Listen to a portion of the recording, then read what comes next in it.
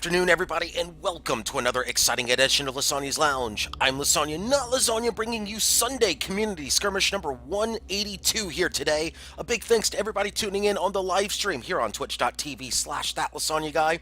Also, a big thanks to everybody tuning in on the replay, both on YouTube and on Twitch. And of course, with me here in the booth today is our referee, Inkjet. How are you today? I'm doing well, thanks. Outstanding, and I see we already have our timer started as our two teams are already in the lobby, so we will jump right into that right now as Glow Rider Falls will be taking on Triple L this week in Sunday Community Skirmish number 182. And while we're waiting for everybody to, well actually we're about to load into our first match here as we're doing a best of 5 here this week, is that correct? Yes, it's a best of 5 because there's only 2 teams signed up. Perfect. All right. Well, of course, our first matchup will be on Battle of the Dunes. Battle of the Dunes, of course, is a very dusty, duny map with actually very few places to hide. If you like sniping, if you like long-range maps, this is your map right here. Yeah, it's very, very open. There's a lot of cloud cover, but not a lot of hard cover. No, not much at all as we get to the ship callouts here. Ship number 1 is the GFA Flying Flounder. It is piloted by Captain Scrowbeard. We have a Merc Mobula with double Ardmaya on the bottom, Gatling, and a Flak on the wings. Ship number 2 is the Kratenus Moth. I'm sure I butchered the name. I'm sorry about that. It is piloted by Mirwin. It's a double Flak Mark II Judgment with a Gatling, a Merc, and a Harpoon on the back. Ship number 3 is the Fancy Rider, piloted by Dementio. It is a Merc Mobula with double Ardmaya on the bottom, Gatling and a Hades on the wings, and ship number 4 is the Sturdy's Crackers, piloted by Mighty Keb. We have a Minnow Spire with a Flak, a Flak, a Merc, and another Flak. So I see Keb has brought out his Spire once again. And real quick for everybody watching, for those of you who are new, let's go ahead and go over some of the rules, Inkjet, if you would. Okay, so the match timer is 20 minutes. Each team has 1 pause, which would last 2 minutes. Correct. Right. Mm-hmm. And they can call that whenever they want. What else do we need to cover? Well, it's not a whenever they want. It's no line of sight, no spots, no engagement on the pause. Right. Yeah. First blood, of course, is the tiebreaker. And if there's an active engagement, 3-minute overtime. Or up to 3-minute overtime. Up to 3 minutes. That's the basics, There's I mean, yeah. A number of rules there of what defines an active engagement. I mean, if there are shots going out, to me, Right. If there are shots going out and they look like they're anywhere remotely close, to me, I look at that as active engagement. From playing so many of these, I would tend to err in favor of the game. Yes, I'm with you there. Yeah, there's been so many times it's like how we're shooting. Yeah. We want to keep going. Yeah, and Sturdy's Crackers has been spotted and shots are going out onto the Sturdy's Crackers, but that is a fairly lengthy shot. That's 1,500 meters. Not an easy shot by any stretch of the imagination. In fact, both red ships are having some difficulty landing shots on the Sturdy's Crackers. Meanwhile, the Fancy Hydra missing with their own Merc shot. So both teams having some difficulty landing these shots so far. Now they're starting to land on the Fancy Hydra. And of course, those flaks, that is a double Flak Judgment, a Flak Mark II. So if those armors go down, oh my goodness. Oh, speaking of which, the Sturdy's Crackers just lost armor, and they've already eaten a Flak Mark II to the face. They're down to 40% perma. My goodness, that was fast. Oh, there's another armor break. There's another armor break. We'll watch this from Sturdy's Crackers' perspective as, those flaks just landing just a tiny bit off as they appear to be aiming for the hull casing surrounding the balloon of the Sturdy's Crackers. Meanwhile, there's another hull break. Oh, they do hit it that time. Kratenus Moth picks it up. It is 1-0 in favor of red. And that is, of course, Triple L is on red. Is that correct? Yes. Oh, okay. See, I was under the impression that we were going to have Glow Rider Falls on red, but that's okay. I'll switch it over. Fancy Hydra is definitely Daniel. Yeah. Yeah. Okay, we'll switch that up then. There you go, folks. And Fancy Hydra's just lost armor. Yes. Okay. Oh yeah, he's bouncing. bouncing too. Yeah, that's not good. Yeah, Fancy Hydra not having a good day right now. As Triple L with a first blood, you do not see Triple L get first blood very often. When they do, they're usually very deadly with it. Yeah, Glow Rider Falls was trying to use the ribs for cover there, but it didn't work out.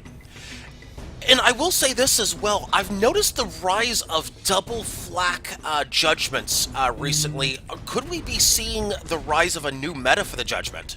Hull break again on the Fancy Hydra. Yeah, I mean, I think so. I mean, double flak is so strong, especially when you can couple it with 2 light guns. Yeah. I believe you could do, if you wanted to, you could do double Hades, double flak on a judgment. You which can, would just be devastating. but you would have to have some significantly long range on that. Yeah, because I think the arcs don't work out perfectly for it, but with long enough range, it works. Oh, Sturdy's Crackers with the flank right now. Oh, sorry. Go ahead. As well. There was a break on Flying Flounder there. Yeah. There's about to be another break on Flying Flounder if they're not careful. There's the break right there by the Fancy Hydra. Artemai going into the Flying Flounder. Looks like they're going to pick up some components as well. Flying Flounder in a bad spot right now. This is not the range that Red wants to engage in. Flying Flounder in big trouble right now. Those Artemai should pick up the Flying Flounder. Those Artemai should pick up the Flying Flounder. Yes, they will. 1-1, all tied up. The good news, however, is the Cretinous Moth does have a Gatling, and that Gatling comes into play right there as it is now 2-1 as that flak lands true. Cretinous Moth, however, hull broken themselves. If they go down here, Cretinous Moth can definitely say a good trade just happened. However, they're going to try to stay in this fight. Spires are not particularly sturdy. However, those flaks are particularly deadly. There they go, 2-2. I was going to say, if any Spire is sturdy, it's that one. Yeah, Sturdy's Crackers. This is true. Well done. Well done. Inkjet with the puns. Outstanding. And Sturdy's Crackers is looking for cover as GFA Flying Flounder has spawned in. Sturdy's Crackers now turned away from the Flying Flounder. That is unfortunate right now as they are looking to run. They are looking to run, and they're burning that balloon. They are getting armor burned as well. That is not good for them. Flying Flounder is going to get aggressive here, as they should. Oh, picking up the main engine of the Sturdy's Crackers. That's going to force some action here. I'm trying to make. Oh, there's a hull break and a flak lands perfectly. Oh, that flak landed perfectly. Oh, will it land again? No, that flak just missed, and the armor came up before the flak landed again. Those flaks on the Cretinous Moth. Oh, landing perfectly again on the tip. 3-2. Wow. Triple L doing some work here today on Dunes. It's actually interesting because just before we went on stream, I was having a discussion with some people regarding Triple L's chances here today and what maps would favor them, and I looked at the map roll for today, and I honestly could not find a single map until match 5 that I could honestly give Triple L the favorite status to. And here's Triple L with a 3-2 lead right now on Glow Rider Falls. So this is a very strong showing right now. For Triple L, they are doing fantastic work with that double flak judgment here. Will we be seeing more of that down the road? We will see, of course, in future matches and in future tournaments. However, Red seems to be cutting their losses right now. They are looking for cover, as they probably should right now. Of course, there is no cover on this map, but they're looking for more of the cloud cover-based cover is what I would say, the soft cover. Yeah, I think the Judgment just wants to lose the spot behind the cloud right now and avoid fire if they can. At this point, they're not going to lose spots. But they're not. The too sparse. Yeah, it's just way too sparse right now. Cretinous Moth in trouble now. They're down to about 90% perma. Losing a little bit of perma hull there from the shots. Looks like they're just out of Artemis range now from the... excuse me, just out of flak range from the Sturdy's Crackers, so that's going to help them out a bit. They are just out of that range right now. The Sturdy's Crackers is moving in, though, as they should. They need to get somebody quick here. It looks like they're split firing here. I don't know if I'd be going split fire here if I were Triple L. Now they've decided to correct that and go for the Sturdy's Crackers. I agree with that call. As the flaks are going out, they land into Cretinous Moth. They lose about 40% perma. Make it 35. Flying Flounder rising up with Sturdy's Crackers. Sturdy's Crackers trying to hydro out of danger. Let's look at this from Sturdy's Crackers' perspective as they are down to about 20% armor. One well-placed Merc will take down that armor. Oh, lands into the balloon, the Merc. Oh, bad luck right there. Fancy Hydra's moving in. Fancy Hydra moving in on the Flying Flounder, getting in up close and personal. GFA Flying Flounder about to lose that armor, clutches the armor. Is it possible that Hydra's a little overextended here, though? Looks like it. Fancy Hydra balloon broken. Yeah, this is going to be bad for them. That flak is going to land any second. However, it looks like they're going to try to go for a trade here. There is a hull break on the Fancy Hydra. Oh, and they absolutely get devastated there. 4-2 in favor of Triple L. Yeah, that was an ill-advised push right there, that's for sure. Yeah, Sturdy's Crackers got stuck behind the dust storm there. Couldn't move into help. Yeah, that they did. Not a good situation there for the Sturdy's Crackers. I have to say though, that flak really doing some work. Let's see who's on the flaks for ship number 2. Of course, Mirwin's piloting. You've got Captain Koek as their gunner. Looks like it's going to be Huskar on the other heavy flak. So you've got the gunner, Captain Koek, and you've got Huskar on those flaks. They're doing some good work over there. I would dare say that they're carrying the match so far with those clutch shots, especially at range. Those are not easy shots to make at 15. Especially when you have to time it with the armor breaks and whatnot. Those are slow-moving shells. Yeah. Of course, they're all using charged. Well, yeah, that's true. Sure. Yeah, it increases the speed a little bit. Yeah, it does. A little bit. Yeah, just a little bit, but the point is that it's still not an easy shot to hit. No, it's not. Not at 1500. Now, at 500, it's fairly easy, but at 1500, nah. But Fancy Hydra appears to be moving into position. Looks like they're taking the Vanguard position here. They're moving up. Sturdy's Crackers taking the rear here. Is Fancy Hydra going to look to take this to close range? Because if I'm Glowwater Rider, Glowwater Falls, I keep wanting to call them Glowwater Rider. Right, I don't know why. Glow Rider Falls. If I'm them, I'm keeping that at set long range. Because I'm gonna test them at this point and say I don't think they can hit consistently with that flak at 15. But if we get in close, we know that they'll absolutely destroy the Hydra. Yeah, and so far in this match, it seems like Glow Rider Falls have done best at range.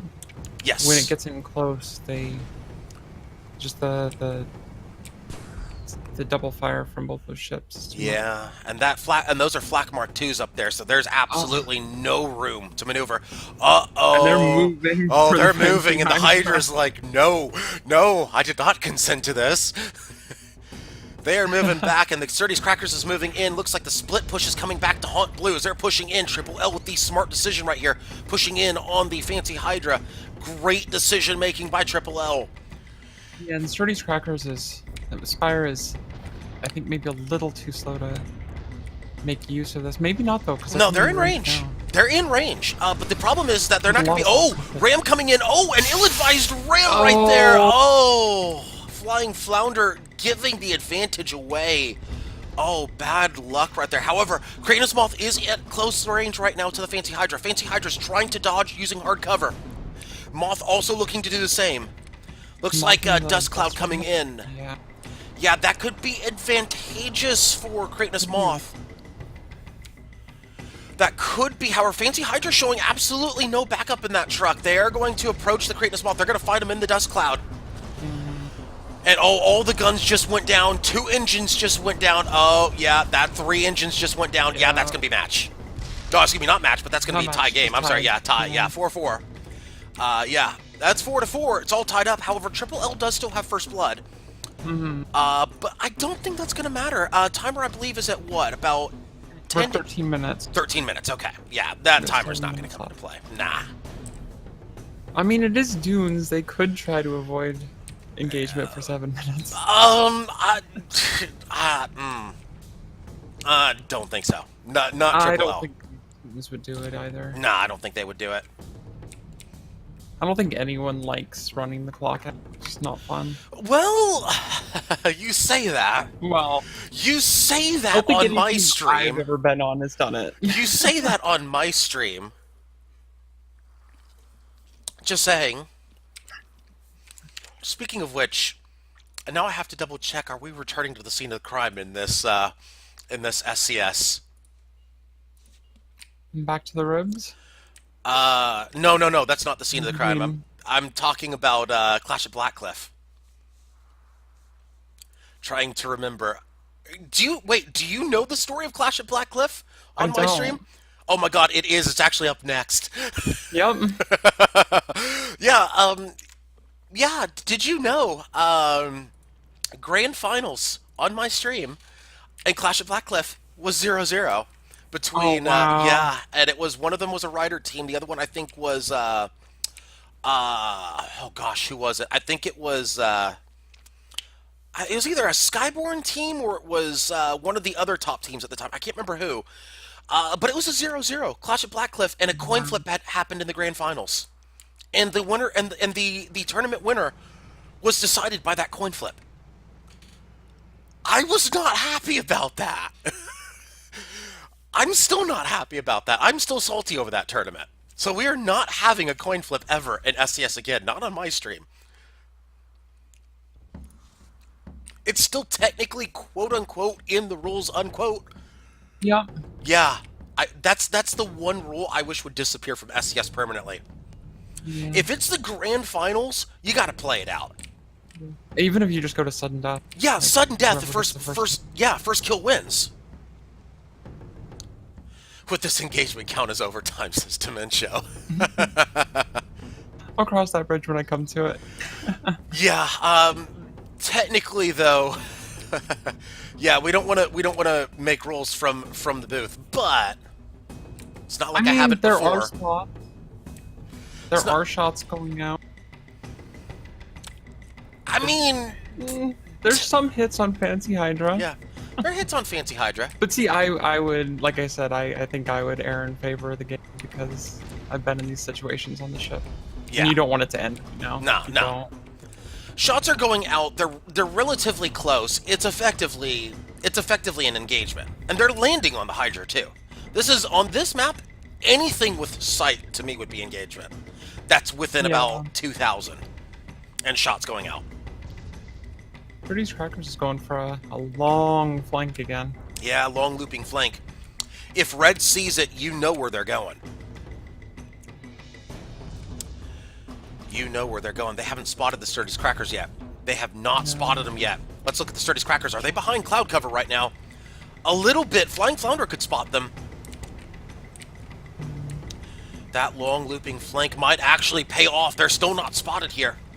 They are still... Oh, now they're spotted. They're spotted about 1,500 out. Fancy What does Red Hydra's do? moving in quick behind this cloud. Oh, flying, oh, Red is turning for them. Red is turning for them. What are they going to do here? Oh, Sturdy's Cracker's backing up. Looks like they did not get the range they wanted. I think they were looking to move into about 1,000. Unless they're bait, are they moving the Hydra up? They are moving the Hydra up here. Sturdy's Crackers might be bait here. Is Red trying to push in? No. They should not be doing this. They should be holding position. They should be recognizing what's going on here. Although that cloud cover is blocking their field of view, Sturdy's Crackers baiting very well here for the Fancy Hydra. Fancy Hydra moving up to 1,000. Yep, 1,000 out. That's going to get Artemite in range. If they recognize those shots are coming out a little more frequently, they should realize that they are within 1,000, or at least within 1,300. And at that point, Triple L should recognize. Yeah, now they've recognized here. Fancy Hydra has moved up. Sturdy's Crackers now moving up. Now they're both within 1,000. This is exactly what Glow Rider Falls wanted right here. This is exactly what they wanted. Yeah, they've got him pushed back into the corner of the map, and they're able to maintain a little bit of range. Red's going to have to shove at some point. They don't have a choice. Both those armors are creeping low. Cretinous Moth in big trouble right now. It looks like they're going to focus the Moth. They're hull broken. Flax are going into the Moth. Oh, their indecision's going to cost them, though. Red's indecision is going to cost them. There's no fire going out on the Hydra. Yeah, oh, there's another hull break on the Moth. Yeah, their indecision cost them as Glow Rider Falls picks up the win 5-4 on Battle of the Dunes. Yeah, Triple L had that in the bag, but with that 4-2 lead, or at least not so much in the bag, but they definitely had a stranglehold on the match, and then they just gave it away, starting with that Ram death, the selfie on 4-2, and they put their judgment in a bad spot, and then from there again snowballs, being an unfortunate turn of events for Triple L. We'll be right back, folks, with the next matchup.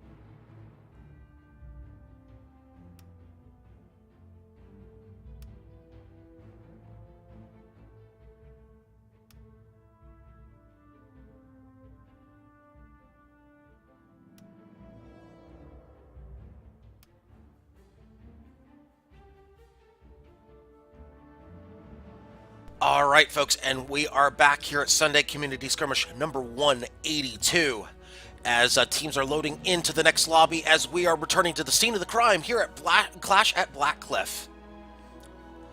Let's go ahead and load up that lobby right about now as we will have our team switching sides for this.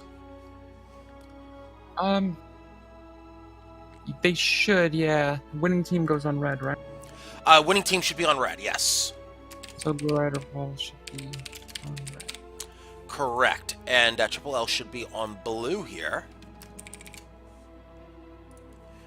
There we go. And they will, of course, make their switch here in just a moment. And they are doing so right now. Perfect. All right, and of course, for everybody just tuning in here, thank you so much for tuning into Lysanya's Lounge here at at Sunday Community Skirmish number 182. As Triple L, for those of you who are just tuning in, Triple L had a 4-2 lead on Battle of the Dunes before losing 5-4 to Glow Rider Falls. Now it is 1-0 in favor of Glow Rider Falls, and we're going into the second matchup in this best of 5 series.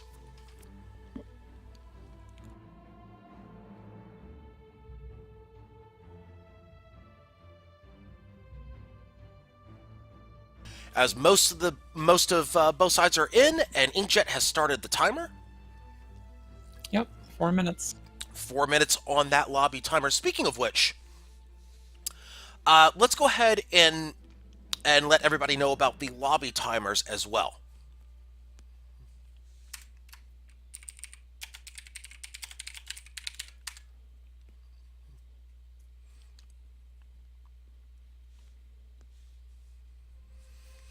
That is a bit of a mess. Yeah, these teams need to switch. I didn't actually check. I thought they were switching, and then they did switch. So if they switched the wrong way, that's okay. It happens. No harm, no foul. I don't know if there's any. Is there anything in the rules about which team goes to red? It should be the winning team goes to red. Perused it earlier. Yeah. Because here's the thing: when in the grand finals, if you're coming from the road to redemption in the grand finals, you're on the blue side, and you win that first matchup of the grand finals, you switch to red in the second matchup. Right. The way I understand it in the best of 5 works the same way. If you win, you go on red. Yeah. Yeah, that's what I've always been told, and I didn't see anything in the rules when I browsed them just before this, so maybe something that should be added into the rules, just to be clear. It's not in there. I thought it was in there. I mean, I can check real quick. Yes, it is. Yeah. Okay. Yes, they are definitely in.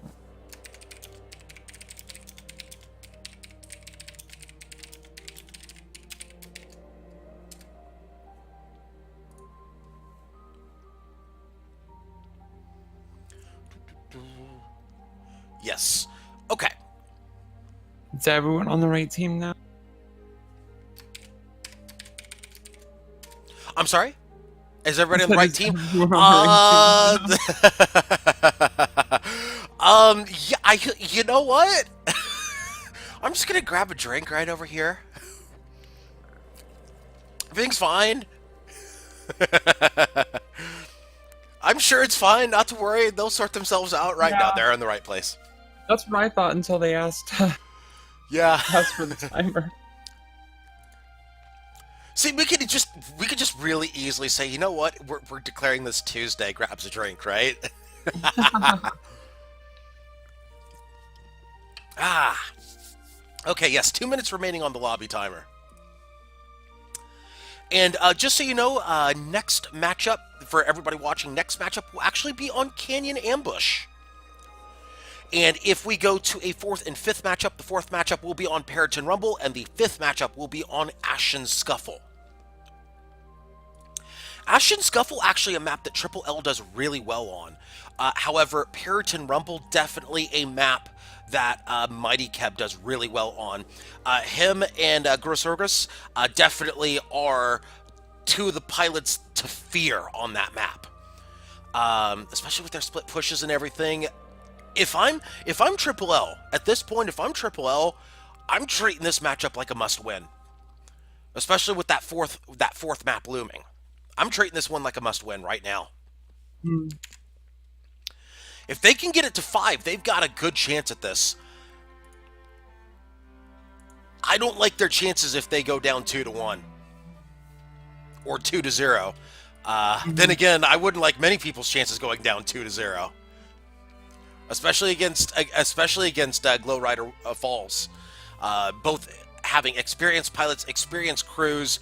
Both of these teams, actually, everybody on the red side right now, very experienced, very strong players. Of course, Dementio ship full of players who were involved in the cash tournament, the Big Brass Revival tournament. Mm-hmm. Yeah, that was fun. And yes, I have noticed RGB. Mm-hmm. That's back now. Yeah. Big Brass Revival was it's good memories. Yeah, I remember. Bird watching. Anyway, our next matchup is on Clash at Blackcliff. Bird watching was a thing, okay? Yeah, it was. As everybody talked about bird watching at the same time was amazing, okay? Anyway, let's go to the ship calls. By the way, Matt, we miss you. Ship number 1 is the Chariot, piloted by Dementio. We have a Hades Hades Merc Pyramidion with a Banshee and a Carronade on the side. Ship number 2 is the Wise Man's Fear, piloted by Mighty Keb. Ooh, we get to see something we don't see much in SCS. We get a Seraph Tempest missile launcher up front. Don't get to see that often. We have a Mine Launcher and Carol on one side. We have a double Artemis on the other. Interested to see what they do with that Seraph.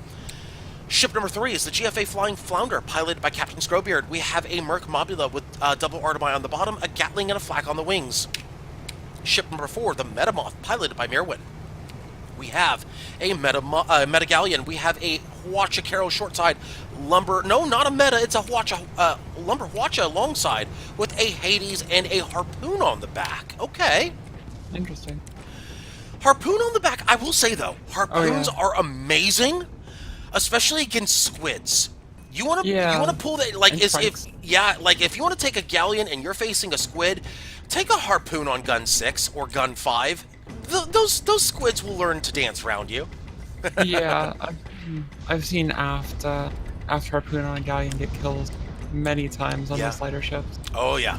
Just such a good aft ram, whatever you call it.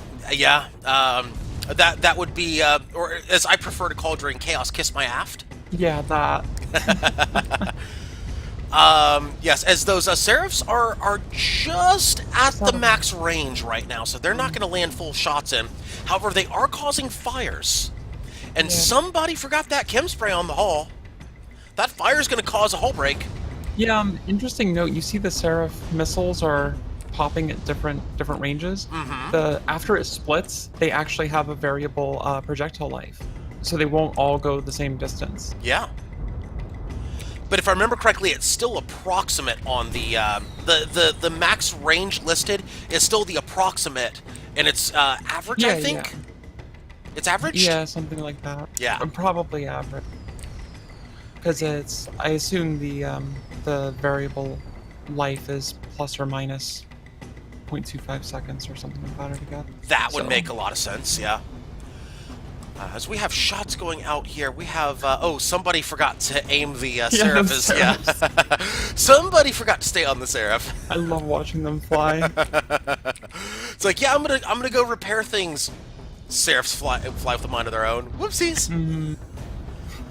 Yeah, and now the Junker moving in, they're saying, nah, that's for the birds. Oh, that Watch is just missing a lot of shots right there. They do pick up the mine launcher.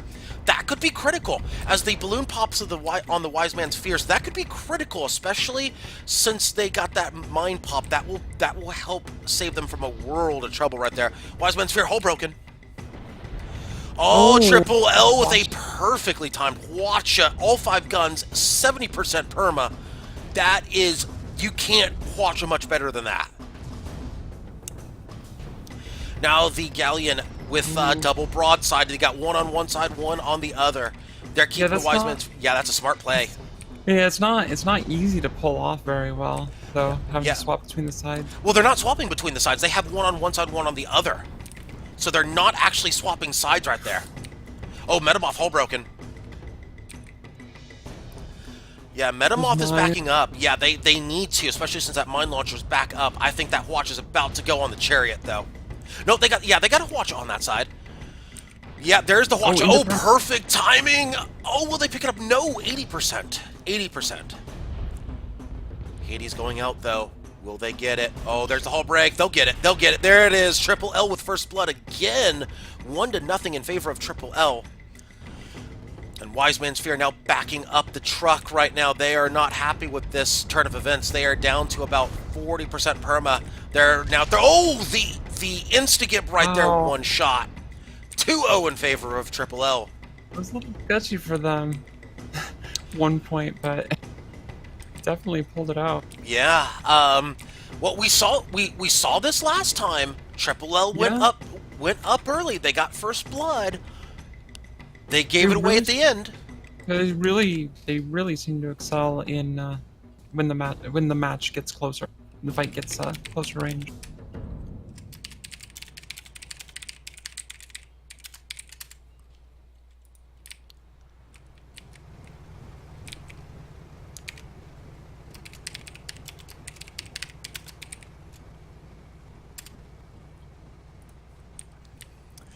Alright, Chariot has respawned. We are waiting for the respawn of Red Ship 2. That is Wise Man's Fear. We're waiting for that respawn. And, oh, Blue is moving in very quickly on Red. Wise Man's Fear now respawning. Let's check the map to see where they're... Oh, interesting! Way out there. They're going for the split push, but they're going split push... Oh, I like this. They're going to have the smokestack as cover. It's going to depend on what Chariot does. Can Chariot keep them close enough for the Wise Man's Fear to get in? That is a Junker attempting a split push here. Junker, of course, the slowest ship as far as top speed in the game. Yeah, not unlike when they tried to do split pushes with Spire in the last game. Yeah. Listen, it doesn't matter what the ship's stats are. They're going to do it anyway. Yeah. Yep, they're moving in and now. they've done exactly what they were looking to do. They got the split push in. Wise Man's Fear, of course, with that Tempest missile launcher going into the Metamorph. Except that is missing. Now they're starting to get components on fire. Now they're starting to. Wise Man's Fear now in the faces of the GFA Flying Flounder. Mine's going out. Wise Man's Fear lost their balloon. Yeah, that's not good.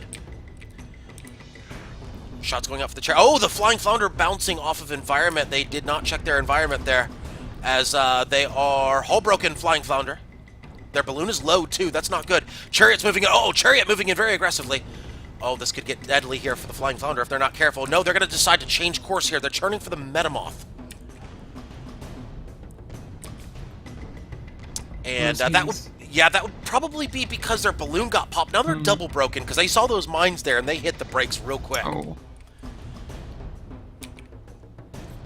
Yeah, Chariot trying to use cover to their advantage. using those slower Hades arcs. Meanwhile, meanwhile, Blue now turning their attention to the Wise Man Sphere.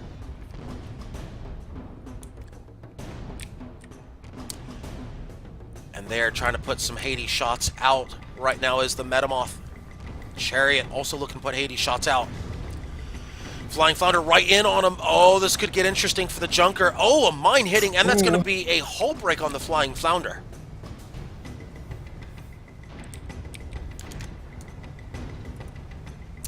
Flying Flounder is doing okay though. They're not losing the 1v1. They're not winning it, but they're not losing it either. So you can consider that a win right now, especially against a disabled ship in Wise Man Sphere. Metamoth, meanwhile, Metamoth holding their own as well. Yeah, the Chariot tried to pop their balloon with a ram, but I don't think it quite got it. Oh, Chariot's hull broken. No watch a follow-up just yet. No watch a follow-up. It may have been down. Yeah, I'm sure Chariot's doing everything they can. Yeah, they may be just trying to make sure that Hwacha stays down, because that's really their kill gun on the ship, is that Hwacha. Hades can do a little bit of killing too, but not as much as a well-placed Hwacha to the face. Flying Flounder now. Oh, Metamoth got hull broken. Now they're going to try to Hwacha the Wise Man's Sphere at distance. Looks like Flying Flounder's calling for help here. Oh, there's a hull break on the Wise Man's Sphere. Yeah, there's a double break on the Wise Man's Sphere. I think they might be calling for a switch here. Blue might be calling for a switch. Yes, they are calling for a switch. Flying Flounder is breaking off the Wise Man Sphere. That's why they were putting the shots out onto the Wise Man Sphere. Oh, Chariot's in a bad spot. Oh, the Hwacha right in the side of the Chariot. That should spell disaster. Flying Flounder, however, hull broken themselves. Chariot has no guns. Metamoth has a good bead on Chariot right now. Chariot turning the front of the ship towards the Metamoth. Trying to make sure they don't get balloon pop as well. Oh, good mine going out from the Wise Man Sphere. Flying Flounder still putting shots out onto the Wise Man Sphere. Metamoth, this is not the range Metamoth wants to be. This is not a good spot for them to be. Wise Man Sphere putting shots into the Flying Flounder. Uh-oh, Flying Flounder's backing up into a position they do not want to be in. Chariot's going to change targets here pretty soon. They have done so. Oh, that's not where Flying Flounder wants to be. That is the worst case scenario. They are surrounded by both Chariot and Wise Man Sphere with no chance for hard cover. That is going to be a bad decision by Flying Flounder. Chariot, however, changing over to the Wise Man Sphere. They're not going to get punished for it. Wise Man Sphere got balloon broken. That might be why. They may be forced to switch over to the Metamoth. Looks like they are. Flying Flounder gets away with one, basically. Chariot, oh, good watcher right there, eating up about another 50% of that perma. They're down to about 10. Triple L about to make it 3-0 if they can do something with this. However, a lot of fires on the Metamoth. That's 5 stacks everywhere. That's 10 stacks on an engine. Metamoth is having some problems with mines, I believe. Balloon break on the Wise Man Sphere. Hull break on the Chariot. Flying Flounder, though, not in position to do anything about that. Not just yet. Not just yet.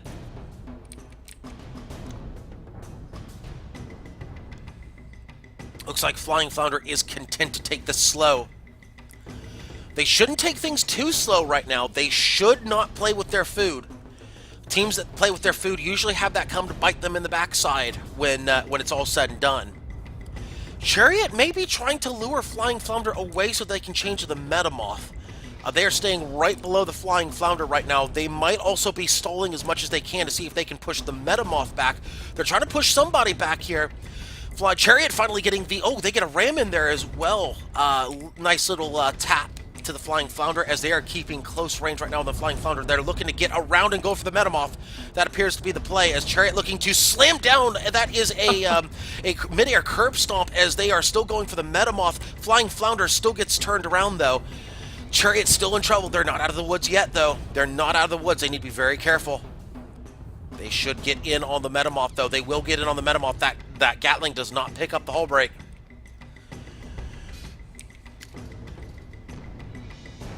Watch it going into the Wise Man Sphere. Flying Flounder looking to do something to the Chariot, it looks like. Flying Flounder starting to get boxed in by mines. They need to be very careful. Yeah, they're getting boxed here. Flying Flounder doing a good job getting out of it. getting out of it. Chariot's balloon broken. They're almost hull broken. 2 stacks on the hull. That's a hull break. Will they get the follow-up? No. Yes, they will. Oh. The Hwacha comes out just in time. 3-0. The rest of the Hwacha diving into the Wise Man's Fear. And now it is 3-0 in favor of Triple L. Triple L really has come to play here today. This is 3-0 for Triple L, a team that normally gets dominated by Rider teams, really coming on strong here with these loadouts and everything. They are definitely showing us what their potential is here today. As Wise Man's Fear now looking to avoid the Galleon, and the Galleon is about to line them up on the right side. They're about to get lined up. That's not good. Oh, they're staying low. They're trying to stay out of that range. They're trying to stay out of that arc. Chariot moving in, and they've done so. The Wise Man's Fear stays out of that gun arc. Well done by the Wise Man's Fear. Barely able to do so. They're on that razor's edge of oh, Chariot moving in very aggressively onto the Flying Flounder. They are showing no fear. They're going to try to back up the Flying Flounder into environment. They're going to go ram him, I believe. Yes, they will. They'll try to ram him. They will get the ram in there. That's a double break on the Flying Flounder. They're backing up, not quite into environment, but their back is almost against it. Their side is definitely against it. Yeah, Flying Flounder in no place to do anything just yet, and of course, those Seraph Tempest missile launchers going to load into the Flying Flounder. 10 on the Flying Flounder, but they extinguish it quickly. Looks like they have an extinguisher hull side. Let's double check that, as they do have an extinguisher hull side. They have a Chem Spray balloon side as their hull broken. And shots lighting into the Flying Flounder. That's not good for them. That's a kill. And Glow Rider falls on the board. 3-1. Metamoth now falling back. And the Wise Man's Fear is using Incendiary in that Seraph. Ah, yes. Let's take a look at that. And as you mentioned, yes, Gurus Ogress is currently on that Seraph missile launcher. And that is a smart choice. Cause all the fires, put even more pressure on components. And look at the Metamoth right now. Let's look at the let's look at the Metamoth, as they have a chem and an extinguisher on there. So that's going to be a lot of... See, the Seraph Tempest missile launcher really preys on the fact that you do not have good chem cycles. Yeah. Because if you don't have good chem cycles, especially on a ship that's spread out like the Galleon, you're going to do a lot of work on it. Yeah, there was 20 stacks on the hull there for the Galleon. Yeah, if you don't have... Where it went down the last time. Yeah, if you don't have good chem cycles against a Seraph Tempest missile launcher, you're just going to have a bad day. And Earbud Music asking for time? We've got 10 seconds to 5 minutes. So. Okay, so 5 minutes to go in the match, yeah. There you go.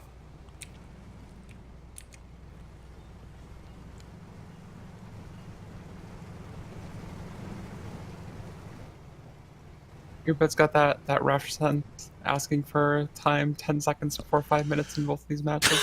Yeah, no kidding.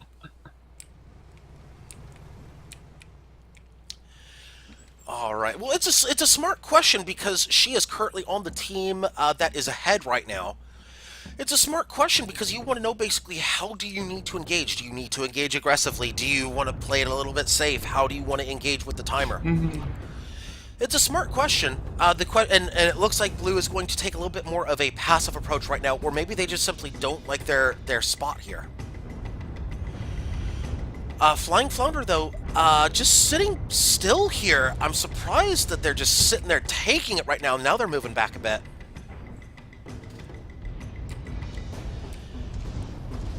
Now they're still taking those armor shots. Now they're hull broken, and they're going to bump into their own ally, the Metamoth. Not much perma-hull damage, though. About 5%. No big deal, as they're going to turn their attention to the Metamoth. Those fire stacks should be going out any second here. This is where Red is going to be dangerous. This is where they're going to be really dangerous. All the guns down on the Metamoth. They're going to have... Oh, insta-hull break right there. Oh, that's bad for the Metamoth. Look at all those shots lighting into the Metamoth. That is not good. Triple L might be tanking it right now. Those guns are not coming back up. They might be tanking. In fact, I think they are tanking. Chariot's taking punishment, though. Yeah, they are tanking it with that armor coming back up that quickly. They're trying to tank. Resistance will be futile, though. Oh, and they save it for a trade, though. Resistance not futile right there. Well done by the Metamoth.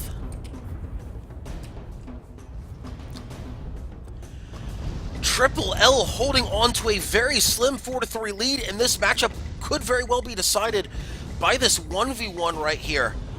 Granted, Triple L does have first blood in their back pocket, but my goodness, this is a quite a match right now for Triple L, winning all the clutch moments so far. Flying Flounder looking to move under the just dodging that mine right there. I believe that might have been an incendiary mine.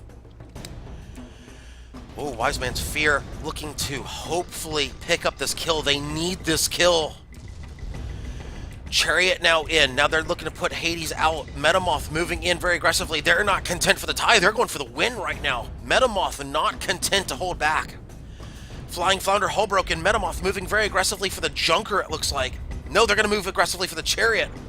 Oh, Flying Flounder needs to be very careful. Hydro raised by the Chariot, trying to block off any Hydro raises from the Flying Flounder. They do ram them. They get a double break on the Flying Flounder, but they will dive behind cover. Metamoth. Oh, there should be overtime here if we go into it. There should not be any non-active engagements. We should see the conclusion of this matchup now, as all ships are in this engagement, as Chariot is balloon broken. Hades going into the Chariot, Gatling going into the Chariot, Metamoth hull broken, Chariot balloon broken. Lots of breaks, no kills just yet. Wise Man's Fear moving into the Flying Flounder. That mine is lurking. Mine right behind him. Oh, Flying Flounder going forward. A smart decision. However, that is the edge of the environment right there. They are against the map edge. They have nowhere to go. They have absolutely nowhere to go. Flying Flounder balloon broken. Oh, that's going to be devastating for the Flying Flounder. They should go down here. There's hull broken now. They should go down here. Oh, but those shots missing. Those shots are missing. And they're bouncing, and they will go down 4-4, all tied up. We have another 4-4 matchup here again, as Triple L has blown a 3-0 lead. They have blown yet a second lead here at SCS number 182. Can they hang on as overtime is looming? Oh, Metamoth, though, if you have to be in a 1v2, Metamoth, not a bad decision to have in that 1v2. Galleon's, of course, the tankiest ship. As the Flying Flounder back up, they'll spawn close, obviously. They need to move fast as overtime is looming. First blood will only matter if there's no kill within the next 3 minutes and change. Triple L does have that first blood. Red now getting aggressive on the Metamoth. They have that hull break almost had the hull break. Flying Flounder now in the equation. They're looking to pick up the Chariot here, it looks like. Watch it going into the Chariot. Hull break, double break. Will they pick it up? Yes, they will, and Triple L hangs on despite blowing a second lead here at Sunday Community Skirmish number 182. They blew a 3-0 lead, but they hang on to win 5-4, tie it all up at one match apiece, and we will be right back with more Sunday Community Skirmish number 182. Stay tuned, folks.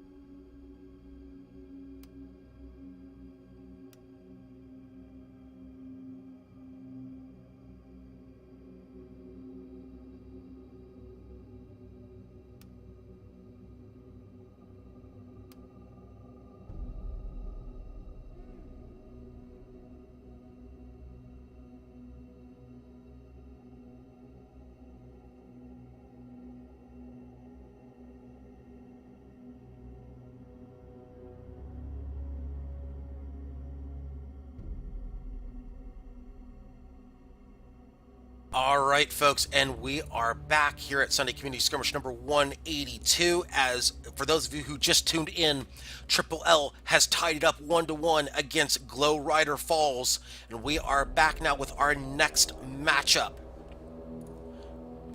Of course, we will be switching sides here as Triple L will be taking the red side. Triple L will take red. We will have Glow Rider Falls on blue.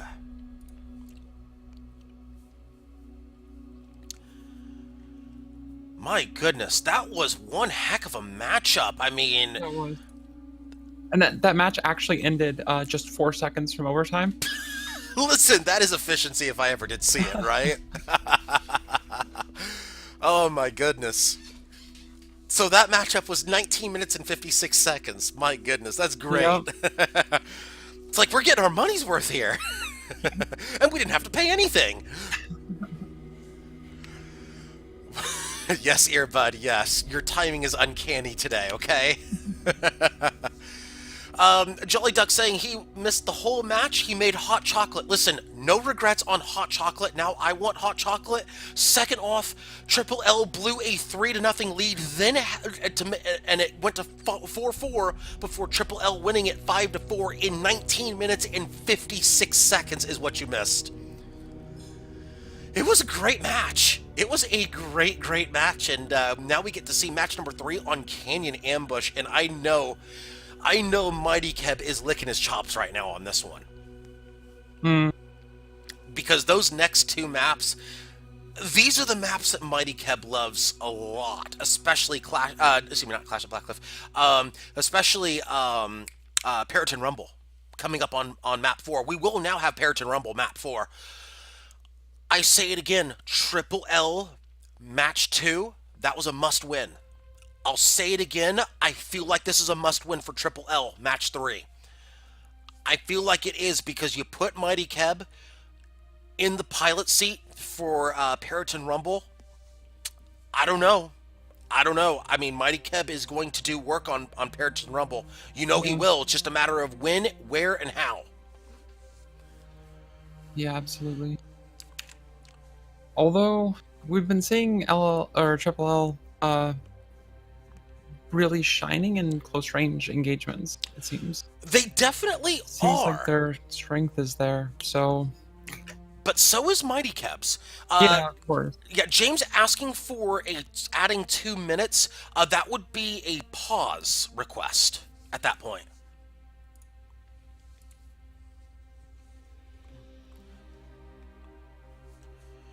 Yeah, that would be a pause request if it is asked for.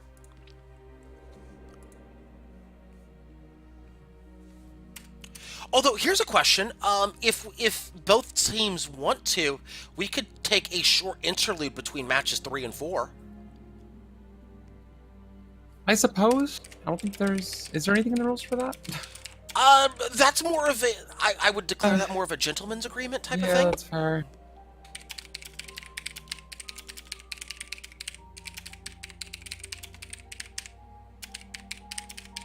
If so, I think I'll just restart the timer. Yeah, I think we could easily do that. Yeah, I'm fine. Yeah, just between like matches 3 and 4, we could do that. Okay. Listen, Jelly Duck, don't regret making hot chocolate, okay? Hot chocolate is never a bad life choice. Especially in the winter time, it is never a bad life decision. In fact, I could go for some hot chocolate right now. That may or may not be why I'm pushing for the break between match 3 and 4. Maybe. Maybe. Yeah, I mean, I've been in these best of 5s, and it does really drag on. Nice to have a bathroom break or something. Yeah, I mean yeah. We've been here for what, 40 minutes now? So close to an hour actually. yeah, it's definitely a long time to just sit. Yeah, and I'd like to get some more coffee. So yeah, especially with a best of 5, you're going again. There are no breaks for the teams. So in that sense, a quick break might do both our teams good. Just if they need to get a drink of water, get a drink of their choosing, use the restroom, whatnot. That's That's fair, especially since somebody's already asking. So, I think we could pull that off. Yeah, and I don't think it'd be a bad idea to include something like that in the rules either for future. Yeah. To me, I look at it more as a gentlemanly pause kind of thing right Yeah, now. that's fair. And gentlemanly pauses have always been a part of SCS. Hmm. And you could very easily do something like that for any SCS. So anyway, let's go ahead and go back to, of course, this third matchup, which will be on Canyon Ambush. It's going to be Triple L versus Glowwater. I'm doing it again. Glow Rider Falls. Uh, um, see, I want to say Glowwater Revival. I don't know why. I just do. I don't know. Anyway, yes, ships are locked, and looks like it's gonna. Oh my god, it's gonna be double squid for blue. Oh my dear god, against double junker. Wow. Wow. Should be Okay. interesting. Both junkers are Art double gat double banshee against kill squid and reverse kill squid.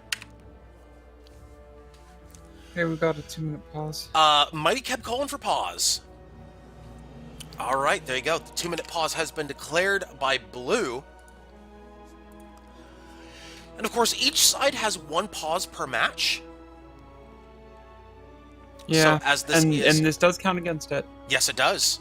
In the lobby counts against it. Yeah. Oh, Keb's internet screwed up. Yeah. Mhm. My crazy ping. Wow. Wow. Yeah. Yeah, I'm kind of wishing they'd asked for a 2-minute break before I started the timer. It happens. It happens. 2-minute break sounds really good right now.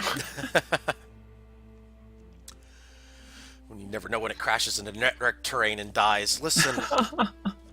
Enviro. Response, so I guess unpause. Okay, so unpause is called for. That means it's ready up time. Okay.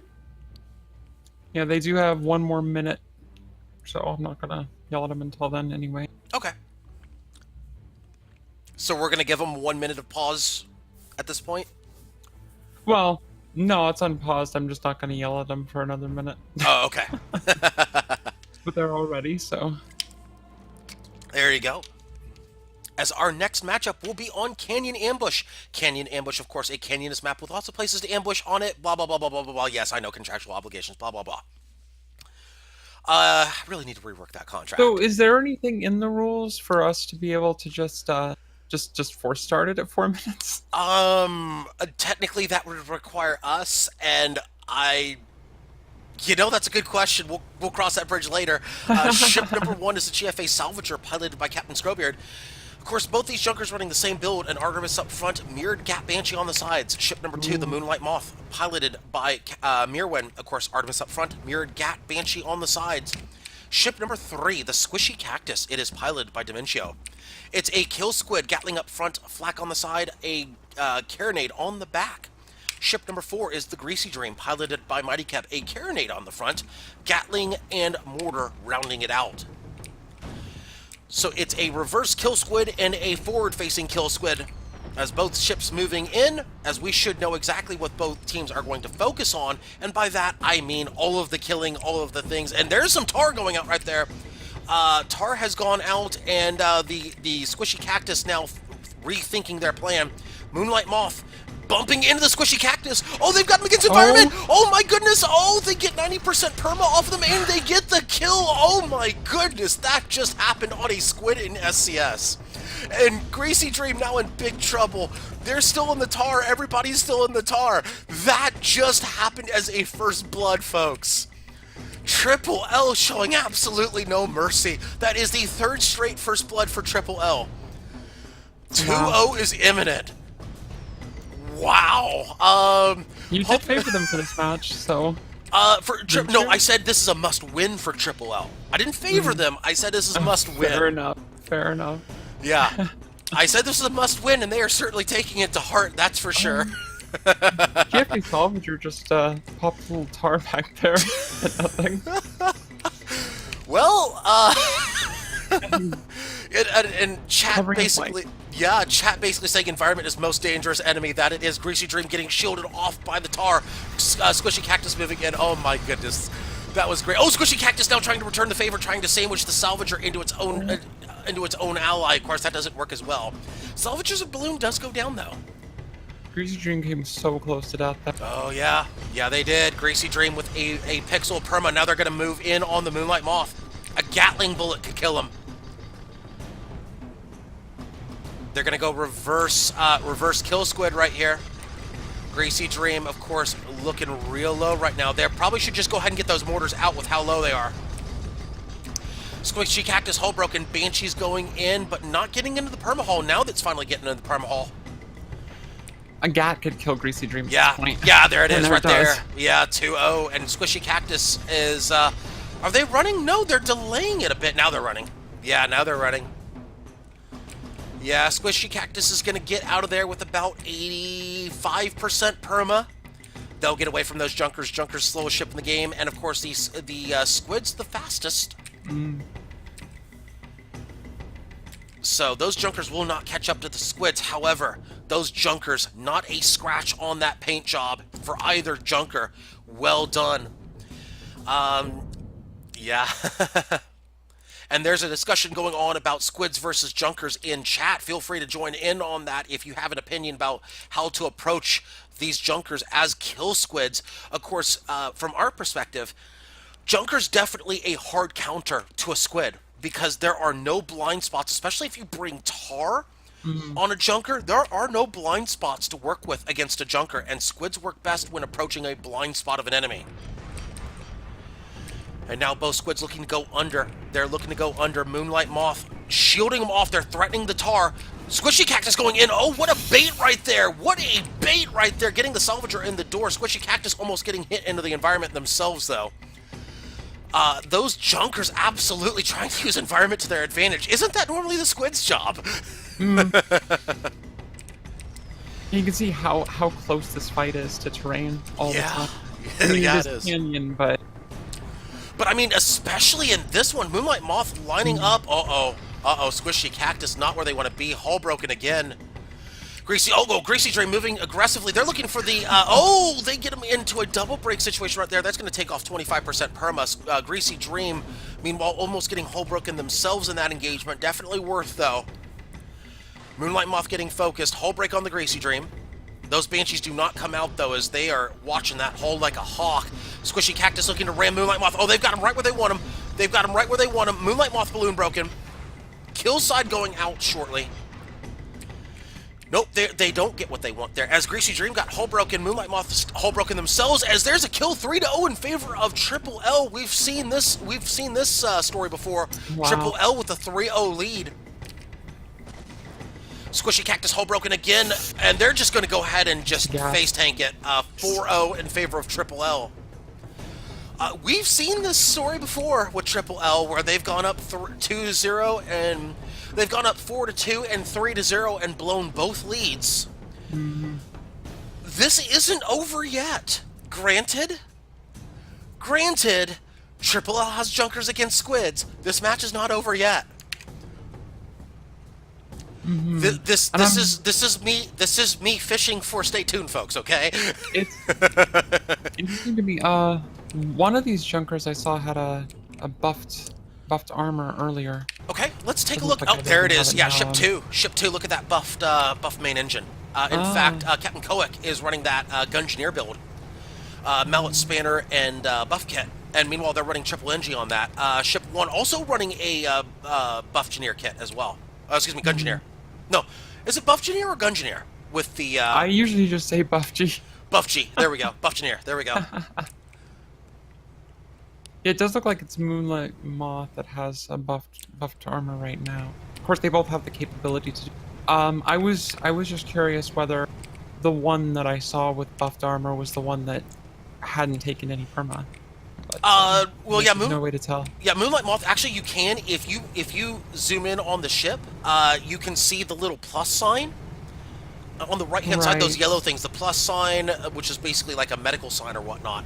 The up for the balloon, the engine sign for the engines, the lightning bolt for the guns. You can kind of see it right there Yeah. on I this still ship. see no buff on the salvager, so it probably is Yeah, the mob. there's buffs on the balloon and one engine right now. That's probably because the buff engineer is downstairs.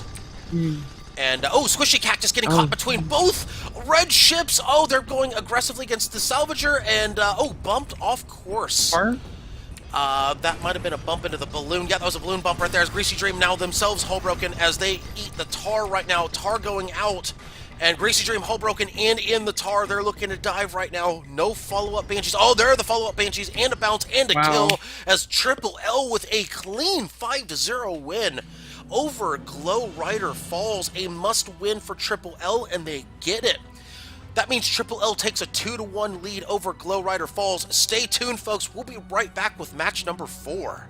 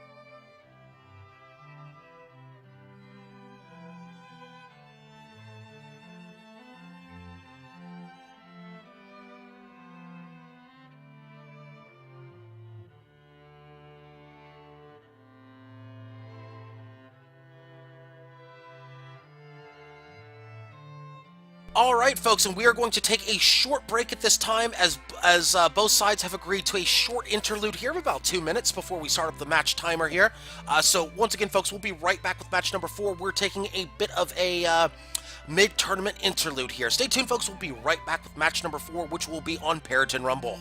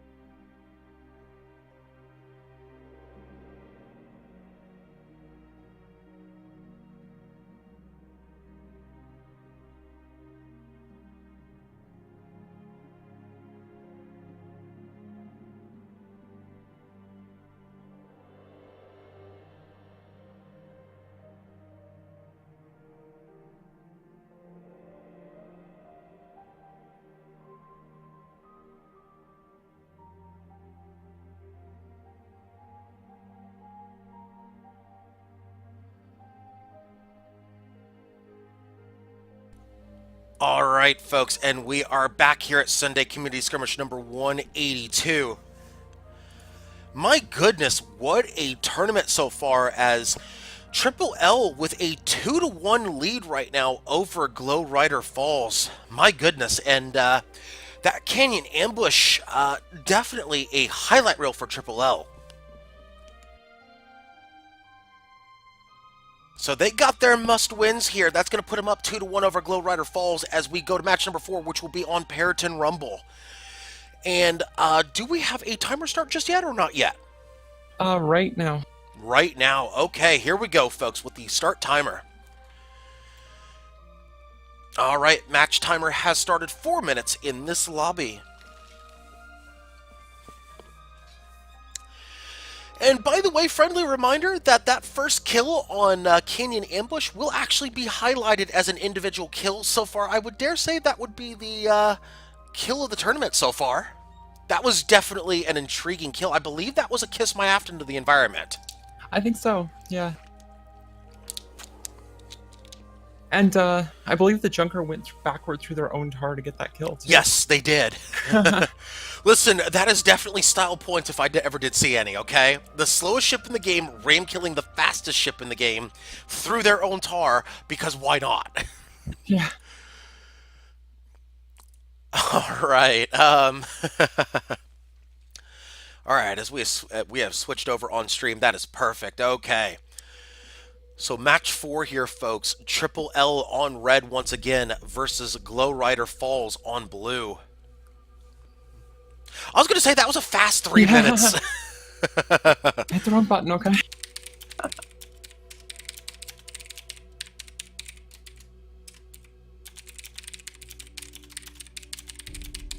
I looked at my clock and it said 1, and I said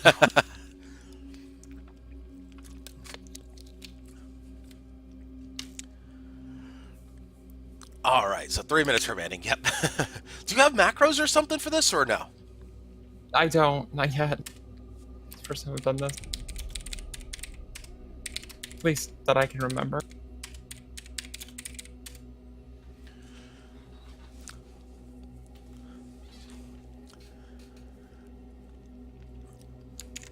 All right, I'm going to go ahead and clear chat now. I mean, all of these pilots have been here so many times. Yeah. And we don't actually have to, we don't enforce the, like, calling changes. That's just a recommended thing, I believe. Yeah, it's already been ruled on. So I raised a stink about that, and they basically said, nope, it's a recommended thing. I said, okay. Cool. I wasn't actually aware that it wasn't a rule. Yeah, I thought it was a rule, too. I thought it was... Rules, Yeah, I thought it was actually in the rules that it stated you must make the calls or else it is... forfeit or yeah, something, yeah. I was always under that impression, but... See, I've never piloted an SES, so I've never had to worry about it before. Nor have I. I can count on one hand how many STSs I've actually been in. For as many as I've cast, as I've cast, I can count on one hand how many I've participated in. Wow. Yeah, I couldn't even tell you how many I've done. I mean, it wouldn't surprise me if I've done 50 or so. Oh, okay, we're starting. All right, there you go. They want to start early, and we will oblige as our fourth matchup will be on Periton Rumble. Periton Rumble, a city ruinous map. Lots of places to hide, lots of places to flank. Not a lot of places to run, though. Very small map, 2,000 by 2,000 meters. It's one of the smallest maps in the game, and here we go with match number 4.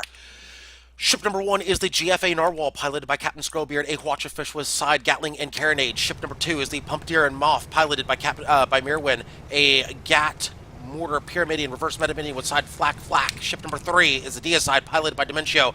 I have failed on one breath. Carronade Watch on one side, Lumber Watch on the other with a Gatling and a Harpoon on the back. Ship number 4 is the Sturdy's Crackers, piloted by Mighty Keb, Lumber Spire with a Flak Hades, and Flak almost got through it in 2 breaths. I had to have a mini breath in there. I was really hoping to get through that in 1 breath, and then I saw the galleon. I'm like, damn. So who's your favorite for this match? What now? Which team was your favorite for this match? I would definitely take, because well, not a must win at this point. Obviously it's a must win for blue, because if they lose this match, it's over. But I would say favorite only because my decap is piloting for blue. I would say advantage blue on this map. I would say definitive advantage blue on this map. Only because of the pilot involved. Yeah, that's fair. Not because of anything involving the ships, it's only because of the pilot involved. And I would say that anytime he's on this map, I would favor him over anybody. Yeah, he's going in for a sneaky flank there, but he got spotted. He always does. This is his MO. Yeah. This is his MO on this map. He knows when to engage on this map. This is the one map you put him against any team in this game, I will give him advantage. Him and Gorsogris. Those two, they're piloting, I give them advantage. But yeah, the Triple L, I think, got their must-wins out of the way. They got into this fourth matchup with one to burn. I think they're going to need it for this one. If I know anything about Daniel, he's going to be looking to just rotate counterclockwise around the map in that galleon to keep the long-range side facing inward. Yeah, he's cutting through right now. He's cutting through, and that's because the Narwhal's been spotted, so it looks like he's showing absolutely no fear to go short. Oh, Narwhal with a bad push here. I don't think this is going to be good. They're already hull broken. They're breaking off immediately. Yeah, the Moth, however, still moving in. Yeah, there's a hull break on the Sturdy's Crackers. The Moth might actually pick some stuff. Oh, no, a good Hydro, and that's going to get a hull break on the Moth. Narwhal now in a bad spot right now as both ships are down low and those balloons are low. That failed push is going to cost both of them as they are in the worst spot in the map to have that happen. The Moth is balloon broken, double break, and that should be a... Oh, the environment saving them, though. Those flaks landing right into the environment. So the environment giveth and taketh away there. Narwhal trying to move to flank the Sturdy's Crackers. Watch it going into the Narwhal. Narwhal only losing a balloon right now as Puppeteer Moth. Uh-oh, double break and a kill. I think Lowrider Falls has decided to take Triple L seriously and bring out the heavy artillery. Huacha going into the Narwhal. That's a double... No, it's not a double break just yet. That is a hull break. Uh-oh, Skewer coming. Oh, the Skewer by the Sturdy's Crackers. Hull broken themselves, but definitely worth... Yeah, they lost a little bit of perma just after that kill. Yeah, I think that was a statement kill, though. I think that was a bit of a receipt for the first kill in the third match. Don't know, but I have a feeling there are a few people smiling on Sturdy's Crackers right now. Is time the new mine?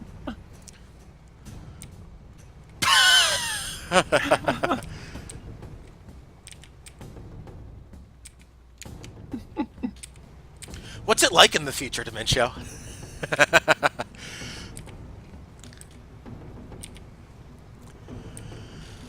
Okay, so Red has respawned.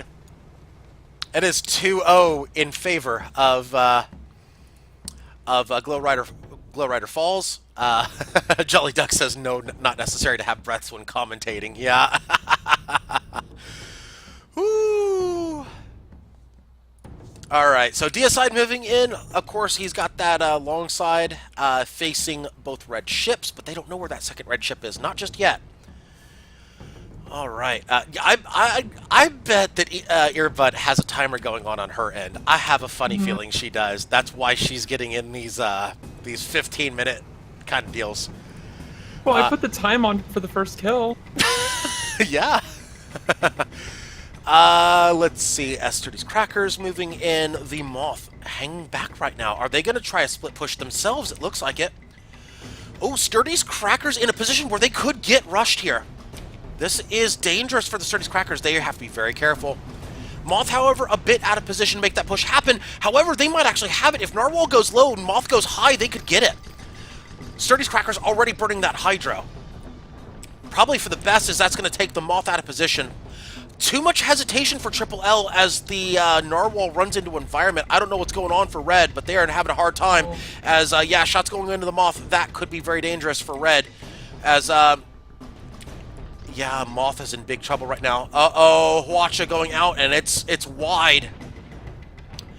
Huacha going out for the Narwhal. Narwhal not doing good right now. Narwhal's not doing good. Yeah, they're just... It just goes from 2v1 to 1 on one ship. To Double balloon break. Double balloon break. That should end red right there. That should be 4-0. There's 3. That should be 4. Narwhal's going absolutely nowhere. Just a matter of time, I think. Yeah, it is. That's a lumberjack, of course, on the Sturdy's Crackers. It is just a matter of time. That balloon is already broken. They'll just grind him into the ground at this point. They're toast. Of course, now Environment actually taketh away from the Sturdy's Crackers now. They don't have the arcs right now. The Environment's blocking them. So maybe the Narwhal with the stay of execution here. Sturdy's Crackers have... Oh, Narwhal with a great move. Look at what Narwhal's doing. They're going underneath the environment. Nice. Sturdy's Crackers cannot do anything about it. A great job right there by the Narwhal. That is great work right there. And now they could get the back of the Sturdy's Crackers. They could get the side of the Sturdy's Crackers with 2 ships to 1 deicide out of position. They might get the balloon break on the Moth, but the Narwhal has perfect position. Sturdy's Crackers getting pushed right now. The Moth balloon broken. That lumber missing. Now it hits. Yeah, now the lumber hits. They've got the Hwacha into the Sturdy's Crackers. They're picking up 3 guns. Now they finally have what they're looking for. The Narwhal's been balloon broken, but the Moth is going to follow up with the ram kill. Yes, they will. Good teamwork by the Narwhal. Good teamwork by the Narwhal and the Moth. Uh-oh, Narwhal bouncing around on environment, but definitely worth. They did not take any more permahull damage. Good teamwork. One pops them, the other drops them. Triple L on the board, deicide way out of position, but in this case, being out of position is a good thing. Stay away from both of those ships. Maybe take some pot shots with the lumber, maybe drop one and get the Spire back in for the other one. Both of them are close-range ships. In fact, let's look back at the loadouts. Once again, that is a close-range Metamidian and, of course, a close-range Hwacha. So the Meta Galleon, of course, is going to pay dividends right now. Narwhal's been hull broken. Narwhal's been hull broken. A Gatling Bullet could finish it. Gatling Bullet does finish it in a 1v2. The Moth now caught in a bad spot right now in a 1v1 with the deicide. Sturdy's Crackers approaching very quickly. The Hwacha goes wild, though. The Moth moving in maybe a little bit too aggressively. That's a balloon break, a double break. They will get the hull break on the deicide. Those mortars going in. Oh, but they kill themselves with the selfie. 5-1 in favor of Glow Rider Falls. As we will be right back, folks, with the exciting conclusion of Sunday Community Skirmish number 182, we will have a 5th and deciding matchup going on Ashen Scuffle. We'll be right back, folks, with the conclusion, the final matchup of SCS number 182. Stay tuned, folks. We'll be right back.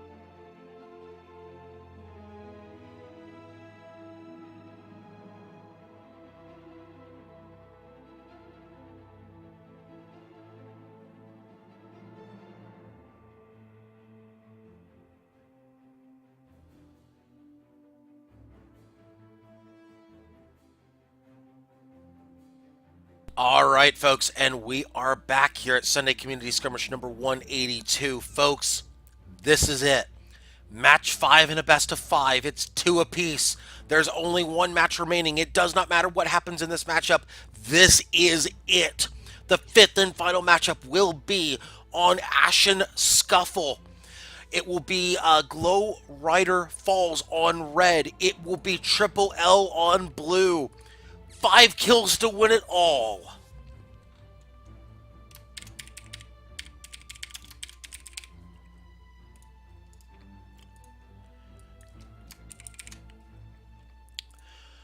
As we go to the 5th and final matchup here, Triple L, I will say this. This is the map, if any map is in play against any team, Triple L is the most competitive on this map.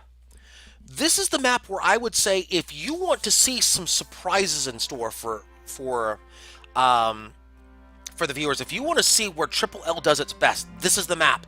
Just like I said, last matchup is definitely, you know, Glow Rider Falls prohibitive favorite. I would say Triple L a favorite in this matchup. I don't think I'm not saying they'll necessarily win. I'm saying they would be favored in this matchup. They understand how to work this map, and they have pulled off some significant upsets on this map. Apparently, there's casualties in Twitch chat as somebody is having weak heart issues watching the Spire navigation from that last match. My goodness. But yes, we are having a fantastic tournament so far, as looks like Mighty Kep is bringing out a reverse meta Midian so far. Looks like Dementio bringing out a Blender Fish.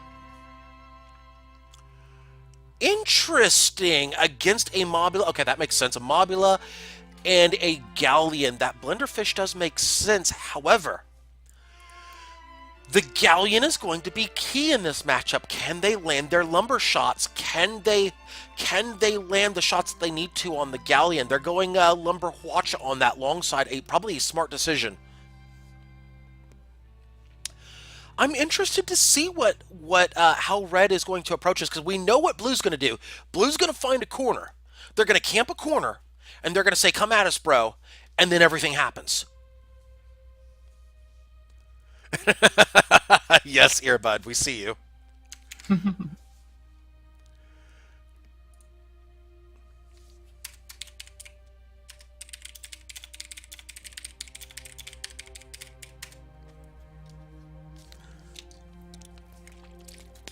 There you go, Earbud. You've been noticed on stream. There you go. All right, so we've got about a minute left on that timer, I believe, for the lobby. Yeah, just about. Just about. Okay. So let's see. Of course, that reverse meta Midian right there. We have... oh, Dementio switched over to a Mobula, a Merc Mobula. Probably to shut down the Galleon. And the Pyramidian's still in play as well. So they've changed off that Blender Fish. Probably they're going Merc Mobula to counter the Galleon, would be my guess. Yeah, I'm sure. Trying to get those disables out and keep the lumberjack down. Yeah, it looks like they're going to try to put this in the hands of a 1v1 between Mighty Kep and Captain Scrowbeard, which would effectively be... Oh, they've switched over to a Merc Mobula themselves. Interesting. And loadouts are locked.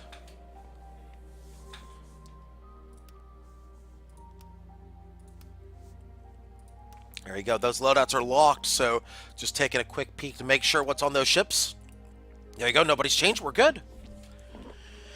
All right, so red is ready. Blue is getting ready to get ready. What a tournament so far. We've had 2 5-4 matchups, and we've had 2 stomps leading up to this 5th and final matchup. This is the last match, folks. It doesn't matter who wins. Whoever wins this matchup will be crowned the champion of SCS number 182 as we move forward to Ashen Scuffle.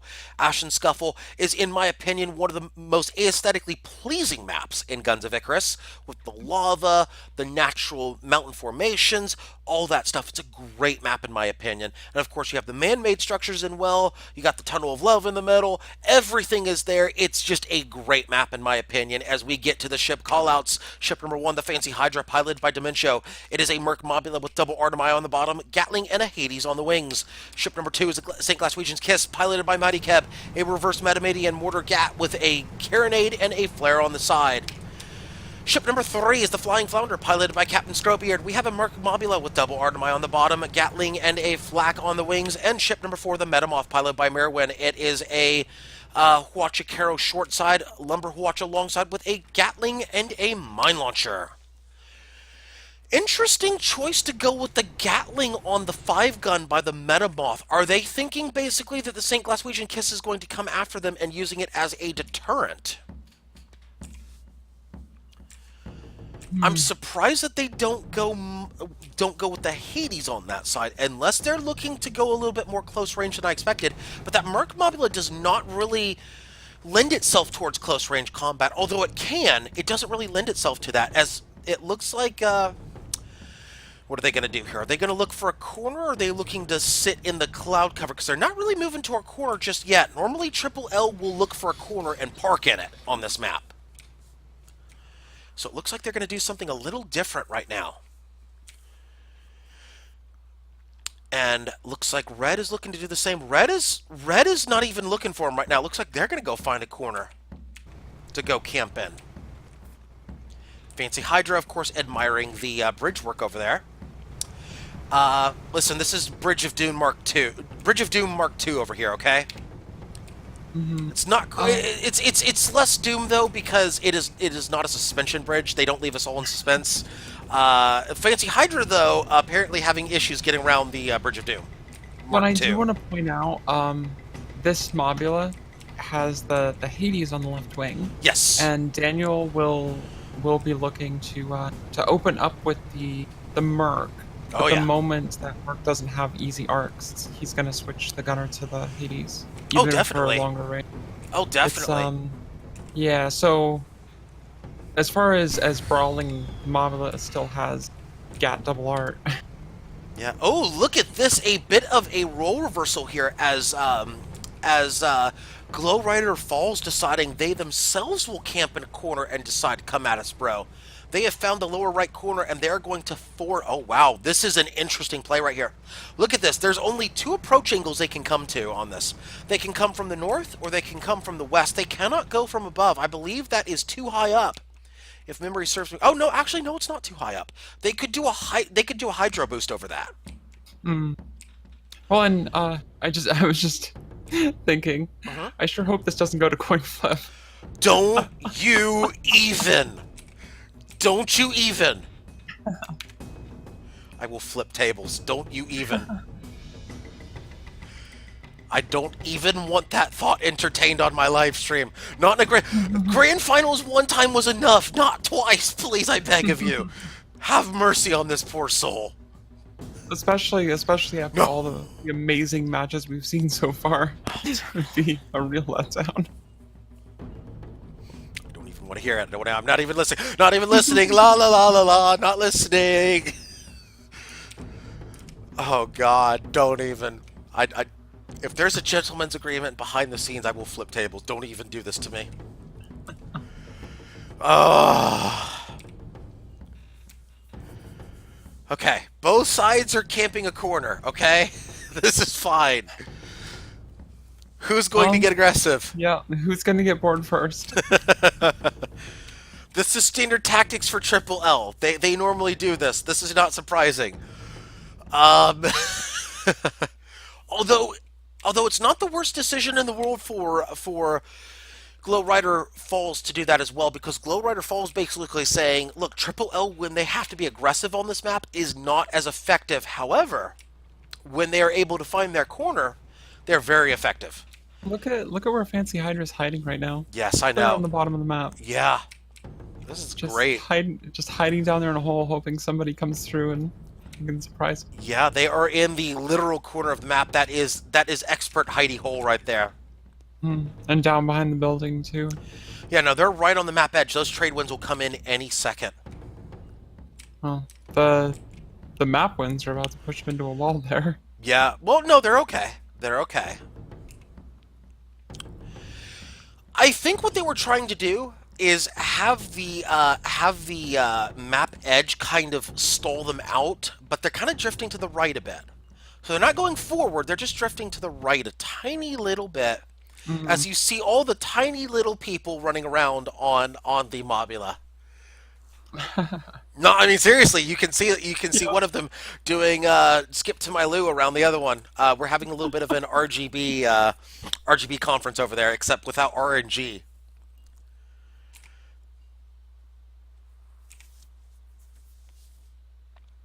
Of course, that means that no random numbers confirmed.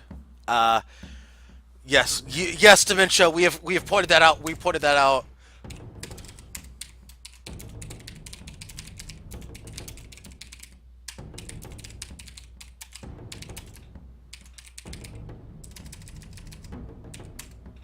I can type in the right chat.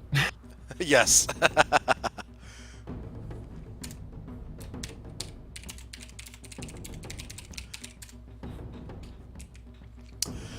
Okay, who's going to? Oh dear God, who's going to get Yeah. aggressive first? I mean, with that galleon, it's really probably not in their favor to be the aggressive ones. But looking at Daniel's positioning there on the fancy Hydra, I don't think he wants to move. Okay, this. There's already discussions about flipping coins and me flipping tables in Twitch chat. Uh, yeah, there's already discussion about that. Yes, and the Rebel absolutely right. I will flip myself into a grave before I flip another coin on my stream. Not for SES Grand Finals Match 5. Dear God, don't do this to me. Please don't. After everything that's happened in Yes! this SCS. Yes! Please, dear God, don't do this to me. Oh God, no, please don't. And it falls to you to make this interesting. Go follow her. Are there birds on this map? Go follow birds. I don't know if I've ever seen birds on this map. I mean, there must be. But Do I have to... Oh God, spot a drone somehow.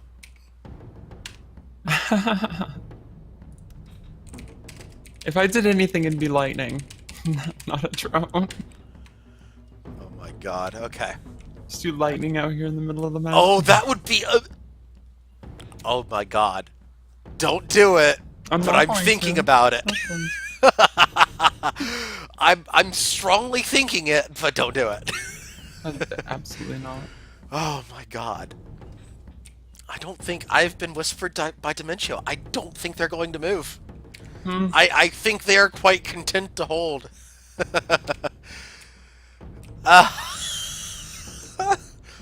See, if Triple L actually does charge in, if they actually end up going counterclockwise and approaching them, oh, they could catch St. Glaswegian's Kiss. Just saying, their back is turned to the west. Mm-hmm. If they wanted to move. If they wanted to move, do they really want a coin flip? I don't think anybody wants a coin flip. Ah. Oh God, and now people are daring me to flip myself. Oh God. Oh God. Choppy hates coin flips, and you don't want to Yes, make Choppy sad, do Choppy you? hates coin flips. Absolutely. Okay. Oh God. Why? Why? Oh, don't do this to me, Twitch chat. Don't do this to me. Looks like Metamoth is moving very slowly Oh, to the they're east. blue is both moving. They're moving a little bit. Just a little bit. They're kind of moving. They're drifting. They're drifting in a direction. 9 minutes elapsed.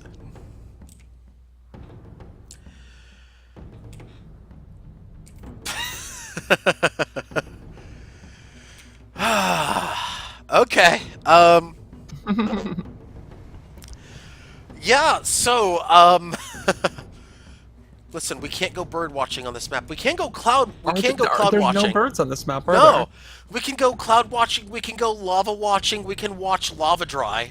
as opposed to At watching least, paint dry, right? yeah, at least it's not the night version. This There is stuff to. Well, listen.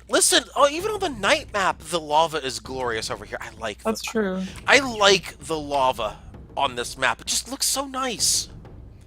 Although it's kind of sort of drying lava over here. It's kind of sort of drying. I mean, you see the kind of the rocks forming over there. Yeah, that's a thing. Hmm. Um, Are there any snowmen on this map? uh, I don't know. There are none that I know of, but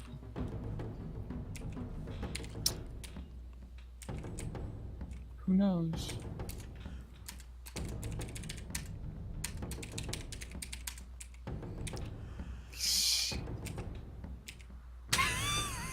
Oh, somebody's firing Hades up into the air. Shots fired. Okay, who's I firing the think that Hades? That's came probably from- who has the Hades? Oh, that's Fancy Hydra. That's right. They're the only Yeah. ones with the Hades. It was just a single Hades shot up into the air. Oh. Yeah, gee, I wonder why. Oh. Oh, jeez. Listen, if nobody does anything, I said earlier that I don't want to call anything from the booth, but if they're going to intentionally get the coin flip with neither team even trying to engage, can we force sudden death? Can we just can we please? Can we pretty please? You'll have I'm to going ask to someone with more I'm experience than me. actually going to make mention of this Oh, real in quick. future. No, I'm going to Go for right it. now. How would you force sudden death, though? I have forced changes from the booth before in a cake tournament, okay? I have experience in this.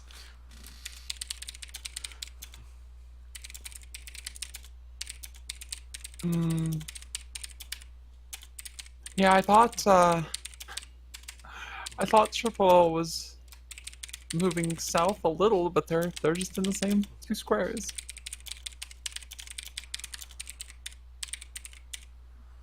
What a finale. Dear God. Uh,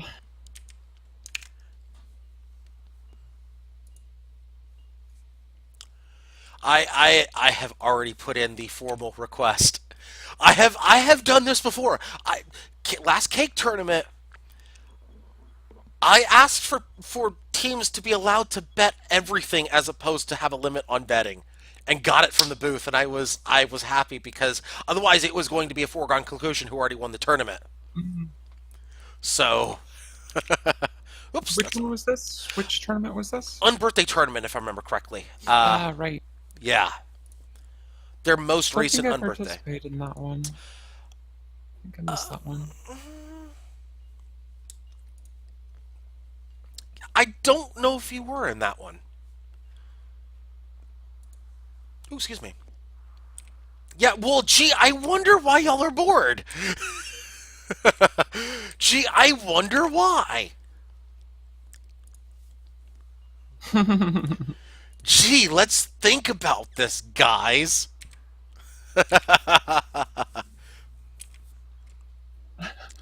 Why is sudden death when you can flip a coin? Dear God.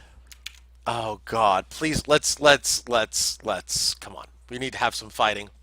Sudden death would be just a sudden first. I want to see first blood win at this point. If that's the way they're gonna play it, see, I'm sorry, but this is not entertaining to people who are watching. Like, I'm gonna have to make a highlight of this. Yeah, I mean, well, and do the teams really want, after they fought so hard for this, do they really want to let it go to a coin flip? Do they really?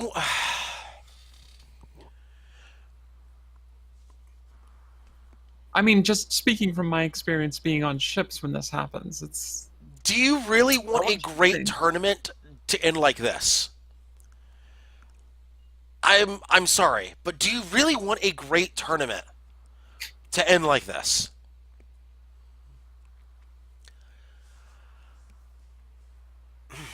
I am I see Hades going up again. Yeah. Oh, I have been granted the request. I have been granted change from the booth. So how are you going to force sudden death, though, if they don't Kairos wanna has move? agreed. Kairos has agreed.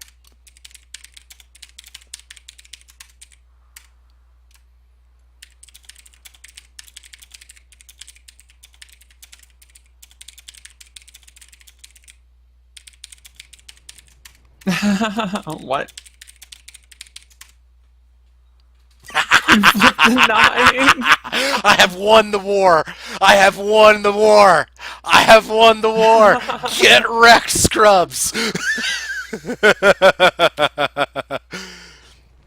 Get wrecked, scrubs. So what, we're just gonna sit here until a kill happens? Or... Yeah, that's only if overtime expires. Yeah, oh, see, look at that. All of a sudden, now red is moving. Shocking. But we wouldn't even have overtime if there's no engagement. That's true, but I'm just putting this in terms of... Yeah, Okay, fair enough. yeah, yeah. I mean, I suppose I could go ahead and start overtime regardless if we're not ending it. I mean, 20 minutes, I mean, in 20 minutes, if there's no overtime, then at that case, it's first blood wins. Yeah, that's fair. Perpetual overtime. Yeah, so, yeah, your coin flip has been bit. denied. Get wrecked. Red, I believe, the only team to have fired any shots yet in this match. Yeah, because I'm sorry, but this... Oh, hey, look at this. Oh, we're about to have spots. Yeah, see, they were playing for coin flip. They were definitely playing for coin flip. Hmm. I'm... Okay. Well, this might go to who can be more aggressive if it does go to sudden death.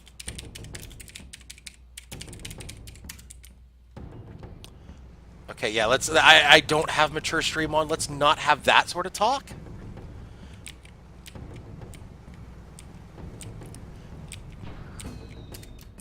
We have crew members finding out new things about ships that they've been on 100 times because there's nothing else to do. But red is moving in their spot. Yeah, there's spots. Hey, guys, there's shots fired at each other. Guys, things are happening. Movement has been celebrated in Twitch chat. Shots have been fired. Shots are landing. Guys, exciting things are happening. Oh my god, a tournament is actually going on. We've got Bible thumps in chat. People are sad that there's no coin flip. Oh, screw the rules. Wait, no, we're not going to finish that. Anyway, St. Glaswegian Kiss moving in on the Metamoth. Actual shots being fired, actual damage. Guys, celebrate the movement, for we have an actual movement on our hands. The coin flip has been denied. Metamoth now getting focused. Is the armor break on Metamoth? Armor?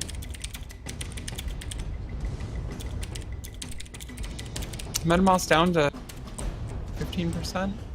Yeah, so that was from Kairos, by the way. You sure are typing. Okay. Yeah, I just want to make sure they understand that First Blood is not a guaranteed win at this point. Because they engage. Okay, there's a kill right there by the St. Glaswegian Kiss. It is 1-0 in favor of red. Actual kills, guys! Hooray! 2-0 in favor of red. Actual kills happened. Guys, Yeah. it's like we're having a tournament here. It's like we're having an actual tournament. Oh, it's 2-0 in favor of Glow Rider Falls. Rider Fall. Oh God. Well, that happened. Will overtime begin? We have just about 1 minute. Okay. Oh, well, they spawned right on him. Yeah, there should be overtime with this happening. Maybe. Blue's gonna have to play with their food a bit though if they want to win. They will. Yeah, they're gonna have to. Looks like They're gonna have to get a kill and then play with their food a bit. St. Glaswegian Kiss is running. Glow Rider is just trying to run away. Yeah, they're running. Yeah, they are running. To avoid overtime. Yeah, they are. They are running. Metamoth trying to cut them off here. Still well within 1,000 meters of each other. Yeah, yeah, they're gonna cut off the fancy Hydra though. They will do that. So there should be... Oh, let's see. Glaswegian Kiss is actually... Oh, no, they're not running. Oh, this is sneaky. Look at what they might be doing. Look at this hidey hole right here they could go through. Oh, my God, if they do that. Oh, my God. No, they're not going to do it. Damn. Okay. No, that would be amazing if they did. But no, that would have been a perfect flank. Meanwhile, the Fancy Hydra moving in on the Flying Flounder. If they get this kill, it's match. It's tournament. If they get this kill. Metamoth now moving in, and we are about to have... Oh, yep, there's overtime right there. Metamoth has come into play here. As overtime has started, Fancy Hydra is double broken. There goes the Watcher right there. There's a hull break, and they lose about 20% perma. Let's look at St. Glaswegian Kiss. St. Glaswegian Kiss is just running around the map right now.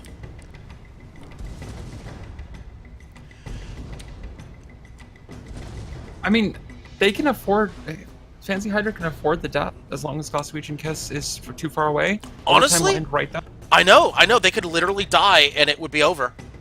Yeah. Because, yeah, Glaswegian Kiss is not there. If I'm Metamoth right now, I'm just toying with Fancy Hydra and I'm having Flying Flounder look for him.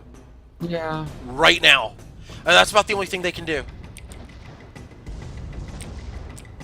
Fancy Hydra, though, if they get this kill, though, it's over. It doesn't matter at that point what happens, because it'll be a 3-0. Flying Flounder is too far away to keep overtime going. Yeah, it doesn't matter. Yeah, if Flying Hydra gets the kill, it's 3-0, it won't matter. The overtime itself won't matter. Flying Flounder doesn't have a choice in this matter, though. They really don't. And St. Glaswegian Kiss playing it exactly right. Metamoth about to get this kill. It looks like they will try to go for the ram kill here. They're trying for the ram kill. They've got the hull break. They will not get the ram kill. Their balloon is broken is why. Yeah, their balloon is broken. Metamoth is just tanking for all they're worth. Yeah, they have to. Going. They have to. They have to. They have to get the Flying Flounder to find him. St. Glaswegian Kiss is flying around. We got a little under 2 minutes remaining, probably close to 1. Metamoth has got to get that kill soon, though. At this point, Flying Flounder's got to get that spot fast. It's gonna. That's what's really gonna matter here. 1 minute remaining. 1 minute. Yeah, Red at this point can stall the timer out. So really, the only thing that matters here is this 1v1 going on between Metamoth and Fancy Hydra. Will they get the honor kill? Although, let's be honest. I bet Daniel wants that kill, though. Oh yeah, he's gonna get that kill. I bet. I mean, they're popping guns. I bet he gets that kill too. Oh, but hold the phone.